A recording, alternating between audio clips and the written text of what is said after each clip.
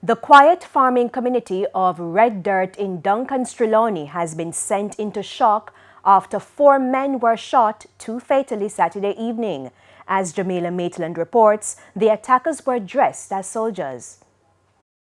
Farmers 25-year-old Andre Dennis and 28-year-old Jason Trail were killed execution style sometime after 7 p.m. on Saturday. The men were among a group of people at a house in the community when armed men dressed in military-style clothing drove up and accosted them. But according to one person with information about the incident, something was not quite right with the way they were dressed. The shooters, they were dressed in soldiers' clothes. I'm taking notice now, realize that there wasn't real. They were all in sneakers. So that's what kind of threw me off. Reports are that the victims were forced to hand over any forms of identification to the gangsters.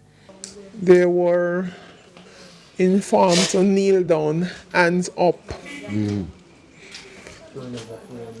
Turn over phone, ID, ask their name.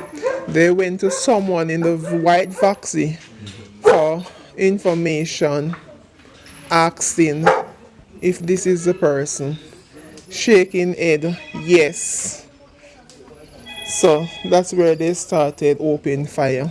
When the gunfire ended, 4 people were shot, 2 died. The families of the deceased described them as young farmers who were determined to uplift themselves. Andre is a cool guy, jovial, patient. Me never know my last breakfast he give me yesterday morning. Jason is the second to last brother. He's very loving, fun, hardworking. In the morning, he will come and he will take care of his animals. Make sure that his kids, every kid is okay.